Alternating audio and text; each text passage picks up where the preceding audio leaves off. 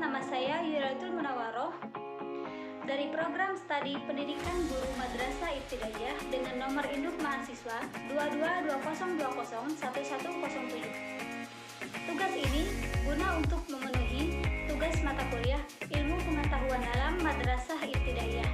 Di video kali ini saya akan membahas sedikit materi yaitu tentang pesawat sederhana, bagian tuas atau pengungkit dan bidang miring. Sebelum kita memasuki bagian-bagian dari pesawat sederhana, alangkah baiknya kita mengetahui terlebih dahulu apa itu pengertian dari pesawat sederhana. Pesawat sederhana adalah pesawat yang penggunaannya tanpa mesin atau bahan bakar dan mudah dalam pekerjaan. Seperti gambar di bawah ini.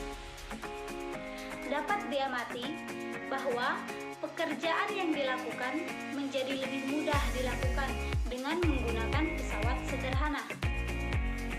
Kesederhanaan dalam penggunaannya menyebabkan alat-alat tersebut dikenal dengan sebutan pesawat sederhana. Pembahasan kedua adalah manfaat pesawat sederhana.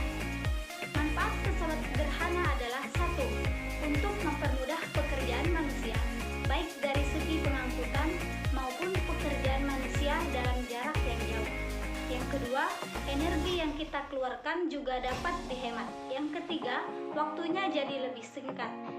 Yang keempat adalah untuk mengubah arah gaya.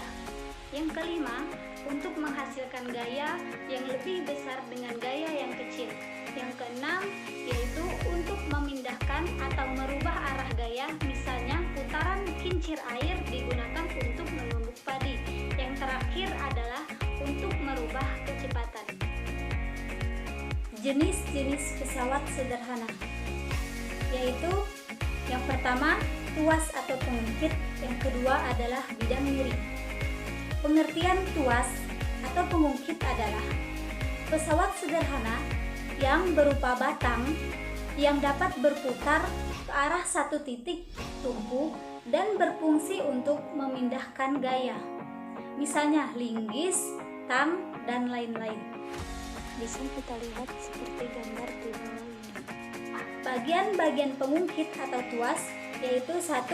Titik beban. Titik beban adalah bagian pengungkit yang berhubungan dengan beban, dan titik 4 beban bekerja. Yang kedua, titik tumpu. Titik tumpu adalah bagian pengungkit yang berhubungan dengan tumpunya. Pada titik tumpu ini, bagian pengungkit atau tuas tetap pada kedudukannya. Yang ketiga, titik kuasa atau titik gaya, yaitu tempat bekerjanya pada tuas. Titik tumpu disebut juga fulcrum. Pada titik tumpu ini, bagian pengungkit tetap pada posisinya. Jika titik kuasa turun, maka titik beban akan naik akibat beban terdorong. Jenis pengungkit. 1. Tuas golongan pertama. Pada tuas golongan pertama, kedudukan titik tumpu terletak di antara beban dan kuasa. Contoh tuas golongan pertama diantaranya adalah gunting, linggis, jungkat-jungkit, dan alat pencabut kuku. Berikut adalah contoh gambar tuas atau pengungkit golongan 1. Tuas golongan kedua. Pada tuas golongan kedua, kedudukan beban terletak di antara titik tumpu dan kuasa. Contoh tuas golongan 2 ini diantaranya adalah gerobak beroda 1, alat pemotong kertas, dan alat pemecah kemiri. Yang terakhir, pembuka tutup botol. Di bawah ini adalah termasuk contoh gambar tuas golongan 2. Yang ketiga, tuas golongan ketiga. Pada tuas golongan ketiga, kedudukan kuasa terletak di antara titik tumpu dan beban. Contoh tuas golongan ketiga ini adalah sekop yang biasa digunakan untuk memindahkan pasir. Coba perhatikan titik tumpu, beban, dan kuasa pada gambar di bawah ini. Fungsi tuas atau pengungkit. Yang pertama, dapat mempermudah usaha atau kerja manusia. Yang kedua, dapat memudahkan manusia dalam mengangkat atau menggerakkan beban berat. Yang ketiga, alat pembesar gaya. Jadi, gaya yang dihasilkan lebih besar daripada gaya yang dikeluarkan. Bagian pesawat sederhana yang kedua adalah bidang miring. Pengertian bidang miring adalah bidang yang permukaannya miring terhadap kedudukan mendatar. Dengan menggunakan bidang miring, pekerjaan akan menjadi lebih ringan karena gaya yang digunakan lebih kecil, tetapi lintasan yang dilalui besar. Macam-macam bidang miring yaitu 1. Tangga untuk naik ke tempat yang lebih tinggi.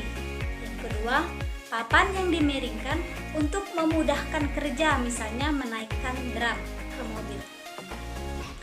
Yang ketiga, jalan di pegunungan yang dibuat berkelok-kelok. Yang keempat, sekrup merupakan bidang miring yang melingkar. Yang kelima, baji, pahat, gergaji, pisau, dan lainnya. Dongkrak, gabungan bidang miring dengan pengungkit. Keuntungan bidang miring yaitu meliputi 1. Untuk menaikkan benda berat ke tempat yang lebih tinggi. Dengan posisi miring semakin kecil sudut bidang miring, semakin kecil gaya yang diperlukan untuk mengangkat benda. Tetapi lintasan yang dilalui semakin jauh. Semakin besar sudut bidang miring, semakin besar gaya yang diperlukan untuk mengangkat benda dengan lintasan yang dilalui semakin dekat. Pada sekrup, selembar kertas segitiga yang digunakan pada pensil akan membentuk sekrup. Sekrup mudah dipasang dengan gaya yang kecil, diputar dan sukar dicabut karena dirinya menahan tarikan. Sekian materi dari saya. Apabila ada kata-kata